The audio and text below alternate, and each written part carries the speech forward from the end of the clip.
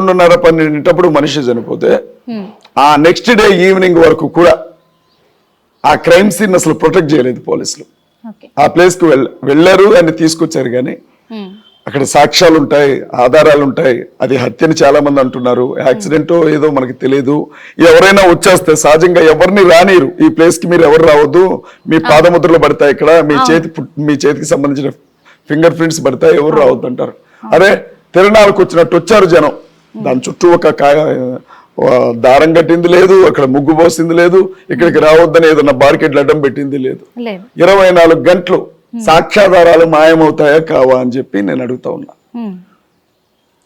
ఇదంతా ఒక కారణం అమ్మా. అక్కడ చూసిన తర్వాత క్రైస్తవులందరి మనసుల్లో నేను క్రైస్తవులకు చెప్పడం కాదు, క్రైస్తవులే మాకు చెప్తున్నారు, అన్నా ఇది ఎట్లా యాక్సిడెంట్, ఇది ఎట్లా దీన్ని యాక్సిడెంట్ అని ఎట్లా నమ్మిస్తున్నారు. నేను వెళ్ళాను కదమ్మా, 3 రోజులు ప్రవీణ్ పగడాల గారి మృతదేహం దగ్గరే ఉన్నాం. ఆయన్ని సమాధి చేసిన తర్వాతే నేను మళ్ళీ తిరిగి ఇంటికి వచ్చాను. రాజమండ్రిలో 2 రోజులు ఉన్నాను, హైదరాబాద్ లో 1 రోజు ఉన్నాను. ఆయన పోస్ట్ మార్టం చేసేటప్పుడు ఆ ముందే నిలబడి ఉన్నాం, ఆ ఎదురుగా ఆ బిల్డింగ్ ముందుగా. అయితే విషయం ఏంటంటే అమ్మా, అక్కడ పడ్డది క్రైస్తవులందరిలో కూడా ఏదో జరిగింది. ఎందుకంటే ప్రవీణ్ పగడాలను చనిపోవడానికి ముందమ్మా వాళ్ళ పిఏ, ఆ తల్లి పేరు స్వర్ణానో ఏదో ఉంది, చనిపోవడానికి ముందు ఇంకా ఆయన ప్రాణం పోకముందు మెసేజ్ పెట్టాడు ఆవిడకి. ఆవిడ ఏమని మెసేజ్ పెట్టాడు అని అంటే, నేను ఎక్కడున్నానో ఎవరికి చెప్పొద్దు, నేను చెప్పమనే వరకు రివీల్ చేయొద్దు, నా ప్రాణం పోయే అవకాశం ఉంటుంది అని మెసేజ్ పెట్టాడు. ఆ తల్లి చూపించింది రెడ్ టీవీ ఇంటర్వ్యూలో, నాకు కూడా పర్సనల్గా చూపించింది ఆ ఫోన్లో. ఆయనకున్నటువంటి థ్రెటనింగ్, ఒకటి బిడ్డను చంపుతానంటే కావచ్చు, ఈయన చంపుతానంటే కావచ్చు. అదే రోజు కొద్ది సమయం ముందు ఆ మెసేజ్లు అంటే ఆయన జర్నీకి బయలుదేరడానికి ముందు నేను ఎక్కడున్నానో, ఆయన ఆవిడ పిఏ కదా, మీరు చెప్పొద్దు, నేను చెప్పమంటే తప్ప రివీల్ చేయొద్దు అని చెప్పాడు. నేను అడిగాను, ఒక పెద్ద మనిషి హైదరాబాద్ నుంచి రాజమండ్రి వరకు బైక్ మీద రావడం ఏంటి, ఆయనకి ఎన్ని కార్లు ఉన్నాయి, ఎంత పెద్ద మనిషి అని నేను అడిగాను. అడిగితే ఆ సిస్టర్ నాతో చెప్పిన మాట ఏముందంటే, ఆయనకి థ్రెట్టింగ్ ఉందన్న విషయం అందరికి చెప్పాడు, ఫేస్బుక్ లో చెప్పాడమ్మా, మెసేజ్ లో పెట్టాడు, నన్ను చంపకండి దయచేసి వదిలేయండి అని బ్రతిమలాడాడు. ఒకవేళ నా కారు నంబర్లు అందరికీ తెలుసు, నా కారు తెలుసు, వ్యక్తిగతంగా కూడా ఆయనకి శత్రువులు ఉన్నట్లున్నారు ఆయనకి సంబంధించినటువంటి వ్యక్తుల్లో. నేను బయటకు వెళ్తే పసిగడతారు అని చెప్పి, ఎవరికి అనుమానం రాకూడదు, సేఫ్ గా వెళ్ళి సేఫ్ గా రావాలని చెప్పి బుల్లెట్ వేసుకొని, హెల్మెట్ పెట్టుకొని, మాస్క్ వేసుకొని ఎవరికి అనుమానం రాకుండా బయలుదేరి వచ్చాడన్నా అని చెప్పింది ఆ తల్లి. అంత సేఫ్టీగా జాగ్రత్తలు చూసుకున్నవాడు. ఇంట్లో 2 చిన్నపిల్లలు ఉంటే, భార్య ఉంటే, కోదాళ్ళలో వైన్ షాప్కి వెళ్ళి ఒక వైన్ బాటిల్ కొనుక్కొని, ఏలూరులో వైన్ షాప్కి వెళ్ళి ఒక లిక్కర్ బాటిల్ కొనుక్కొని తాగి రోడ్డు పక్కన పాపం పడుకొని కాసేపు పొర్లి వెళ్ళాడమ్మా. మీ స్థాయికి మీరు చేస్తారా ఈ పని? మీరు ఆ స్థాయిలో ఉంటే వాస్తవమే సార్, ఎందుకంటే మీ అనుమానాలు మీకున్నాయి. ఇంకా నేను చెప్తాను, ఇంకా నేను చెప్తాను, మేము అనుమానించడం అనుకున్నటువంటి కారణాలన్నీ చెప్తాను నేను. పోలీస్ డిపార్ట్మెంట్ దర్యాప్తు వేగవంతం చేసింది. 5 బృందాలు ఏర్పాటు చేశారు. మొదటి రోజు అలసత్వం కనిపించిన తర్వాత బుల్లెట్ లాగా వాళ్ళు పనిచేశారు. సుమారు 300 CCTV ఫుటేజ్లు సేకరించామని చెప్పారు ఐజీ గారు. అందులో 15 గంటల ఫుటేజ్ ఉంది అని చెప్పారు. ఈ ఫుటేజ్ మొత్తంలో ఎక్కడైనా ప్రవీణ్ పగడాల గారు ఫేస్ కి మాస్క్ తీసిన ఫోటో ఏమన్నా చూపించగలరా? ఈ మాట నేను ఎందుకు అడుగుతున్నాను అని అంటే, చాలా CCTV ఫుటేజ్లో ప్రవీణ్ నన్ను ఫోటోలు తీసుకుంటూ తిరిగిన వ్యక్తులు కొంతమంది కనపడుతున్నారు. ఆయన అక్కడ ఉన్నప్పుడు వెంటనే ఫోటో తీయటం, సైలెంట్గా ఎవరికో పంపించి వెళ్ళిపోయినటువంటి ఫోటో ఇది అనుమానాస్పదంగా మేము చూసాం ఫుటేజ్లో. వాళ్ళు ఎవరు అసలు? ఏమైనా కుట్ర జరిగిందా హైదరాబాద్ ప్రారంభంలోనే అన్నది మాకు అనుమానం ఉంది. ఇంకొక అనుమానం ఏంటంటే, అసలు ఆయన వీళ్ళు CCTV ఫుటేజ్లో చూపిస్తున్నటువంటి వ్యక్తి అసలు ప్రవీణ్ పగడాల గారు అవునా అంటే నమ్మలేకపోతున్నారు వాళ్ళ క్రైస్తవులు. మీకెందుకో నేను మీకు ఒక ఉదాహరణ చెప్తాను. అంతా బాగానే ఉంది. విజయవాడ దగ్గరకు వచ్చిన తర్వాత ఒక 4 గంటల మనిషి మిస్ అయ్యాడు.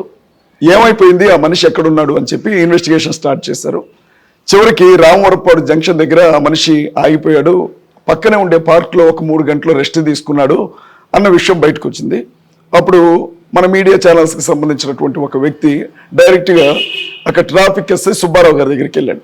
సుబ్బారావు గారిని అడిగాడు, సార్ ఇదంతా కూడా మందు చుట్టే నడుస్తుంది వ్యవహారం అంతా. అవును. ఆల్కహాల్ ఆయన తీసుకొని బండి నడపలేక ఒళ్ళు కంట్రోల్లో లేక చనిపోయాడని అంటున్నారు. కోదాడలోనే మందు కొన్నాడు అంటున్నారు. అలాంటిది ఏమైనా జరిగిందా, మీకు ఏమైనా స్మెల్ వచ్చిందా అని అడిగారు. అడిగితే ట్రాఫిక్ ఎస్ఐ గారు చెప్పింది, లేదండి ఆయన దగ్గర ఎలాంటి వాసన లేదు, ఆయన మందు తాగిలేడు, చాలా హుందాగా ఉన్నాడు ఆయన. కాకపోతే హైదరాబాద్ నుంచి బండి మీద వచ్చాడు కదా, ఏదో ఒక రకమైన అలసట, భయంకరమైన అలసటలో ఉన్నాడు. మేము అప్పటికే బండికి సంబంధించిన ఆ ఎదురుగుండే హెడ్ లైట్ ఊడిపోయింది, తాళ్లతో కట్టాము, అది ఆగలేదు. కొంచెంసేపు రెస్ట్ తీసుకుంటా అన్నాడు, వెళ్ళాడు, పార్క్లో పడుకున్నాడు. సాయంత్రం అయిపోయిన తర్వాత కూడా టీ స్టాల్ అతను వచ్చాడు, నేను వచ్చాను, ఆటో డ్రైవర్లు వచ్చారు. మీరు ఇలాంటి పరిస్థితుల్లో ప్రయాణం చేయకండి అని చెప్పాను నేను.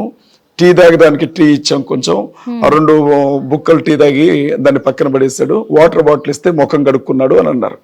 నేనేమన్నానంటే, నా ప్రశ్న ఏంటంటే, నేను వస్తున్నానమ్మా, ఎక్కడి నుంచో వస్తున్నా, కొంత దూరం వచ్చిన తర్వాత సడన్గా కళ్ళు తిరిగి పడిపోయాను నేను బండి మీద. చుట్టుపక్కల ఉన్న మనుషులు వచ్చి నన్ను లేపారు. లేపగానే ఏం చేస్తారు, ఫస్ట్ నా తల మీద హెల్మెట్ ఉంది, మూతికి మాస్క్ ఉంది, స్పృహలో లేనంత పని అయిపోయింది నాకు. వెంటనే చేసే కామన్ సెన్స్ ఉన్న ప్రతి ఒక్కరికి కూడా అర్థమయ్యే విషయం, వెంటనే ఏం చేస్తారు, తీస్తారు కదా, మాస్క్ తీస్తారు కదా, కొన్ని నీళ్లు తాగించి ముఖం మీద నీళ్లు చల్లుతారు కదా. 4 గంటలు అక్కడే ఉన్నా హెల్మెట్ తీయలేదట ఎస్ఐ గారు. మనిషి అక్కడే 4 గంటలు ఉన్నాడు, హెల్మెట్ తీయలేదంట పాపం. ఆయన హెల్మెట్ తోనే ఆయన ఉన్నప్పుడే మాట్లాడారు, హెల్మెట్ తోనే వెళ్ళి పడుకున్నాడట. 3 గంటల హెల్మెట్ తో ఎవడైనా పడుకుంటాడమ్మా?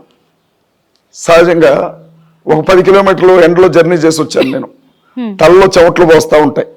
ఆగి రెస్ట్ తీసుకోవాలనుకుంటే వెంటనే నేను చేసేది ఏంటంటే, ఒక చెట్టు కిందకి వెళ్ళి హెల్మెట్ తీసేస్తాను. అలాంటిది 3 గంటలు మామూలు మనిషి అయినా హెల్మెట్ తోనే పడుకున్నాడట పార్క్ లో, నేల మీద. మరి అక్కడ ఉన్న కానిస్టేబుల్ అయినా నిజం చెప్తాడు కదా, ఎస్ఐ గారు, కానిస్టేబుల్ కాదు. నేననేది కూడా అదే. నా అనుమానం ఏంటంటే, ఇప్పుడు నాకు రైజ్ అవుతున్న అనుమానం ఏంటంటే, అసలు అతను ప్రవీణ్ పగడాలైనా ఎక్కడా ముఖం కనబడట్లేదు. ఎస్ఐ గారు కూడా సాక్షాత్ నేను ముఖం చూడలేదు అని చెప్తున్నాడు. 4 గంటలు ఒక మనిషి పడిపోయి ఉంటే ముఖం చూడలేదు అంటున్నారు. ఇది ఎలా సాధ్యం, ఎలా నమ్మాలి? టీ ఇచ్చినటువంటి వ్యక్తి, టీ కొట్టు దగ్గరికి వెళ్ళినటువంటి వ్యక్తి, నేనే వాటర్ బాటిల్ ఇస్తే చివరిన మాస్క్ తీసి మొహం కడుక్కున్నాడు అని అన్నాడు. అప్పుడు మీడియా వాళ్ళు అడిగారు, ఫేస్ చూసారా అని. ఆ ఫేస్ నేను క్లియర్గా చూడలేదు, కానీ మాస్క్ చూశాను, హెల్మెట్ చూశాను అంటున్నాడు.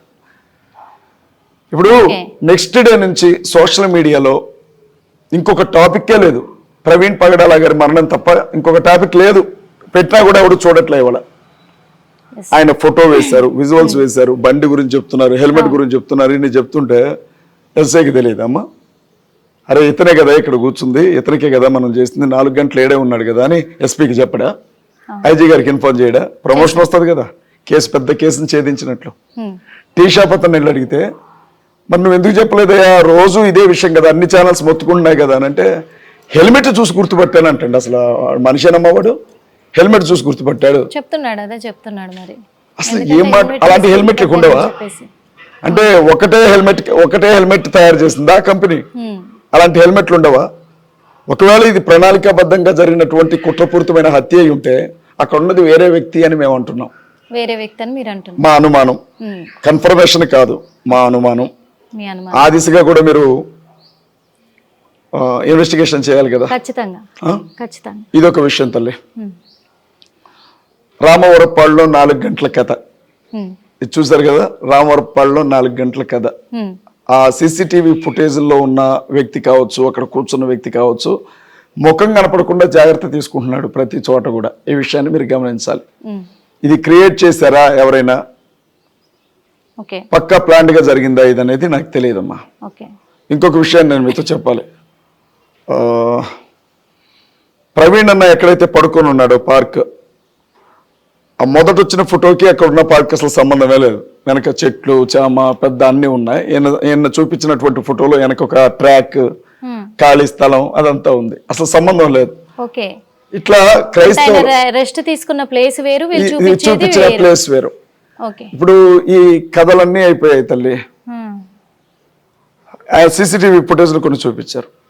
ఆయన కాళ్ళు 6 అడుగులు ఉండడమ్మా, ఆయన 5 అడుగుల 8 అంగుళాలు ఎంత ఉంటాడు. రాయల్ ఎన్ఫీల్డ్ బండి. హిట్ టీవీ యాప్ ఇందులో short news, live news, entertainment shows, movies, digital magazines తో పాటు మీ జిల్లా వార్తలను కూడా ఫ్రీగా చూడొచ్చు. అంతేకాదు కేజీ నుంచి పీజీ వరకు విద్యార్థులకు స్కాలర్షిప్ కూడా అందిస్తున్నాం. ప్రతి వారం 10 మందికి లక్కీ డ్రా ద్వారా ఒక్కొక్కరికి 10,000 రూపాయలు అందిస్తున్నాం. ఇంకెందుకు ఆలస్యం, వెంటనే హిట్ టీవీ యాప్ ని డౌన్లోడ్ చేసుకుని ఫ్రీగా ఎంటర్టైన్మెంట్ పొందండి. Hit TV app. Hit TV app. Please download Hit TV app. Hit TV యాప్ని ఫ్రీగా డౌన్లోడ్ చేసుకొని ఎంజాయ్ చేయండి. మీకు నచ్చిన ఎంటర్టైన్మెంట్ కోసం హిట్ టీవీ యాప్ ని ఫ్రీగా డౌన్లోడ్ చేసుకుని ఎంజాయ్ చేయండి. హిట్ టీవీ యాప్ని డౌన్లోడ్ చేసుకుని ఆస్వాదించండి, ఆశీర్వదించండి. ఇంతమంది సెలబ్రిటీలు హిట్ టీవీ యాప్ ని డౌన్లోడ్ చేసుకోండి అని చెప్తున్నారంటే ఎంత మంచి యాప్ ఆలోచించండి. అమెరికా అమెరికా అమెరికా అమెరికాలో చదవాలనుకునే వాళ్ళకి విశ్వసనీయమైన పేరు మన శౌర్య కన్సల్టెన్సీ. UK లో 1 year masters. UK లో 1 year masters. 2 years work permit up to 5 years visa. Contact Saurya Consultancy. Contact 89851 89851.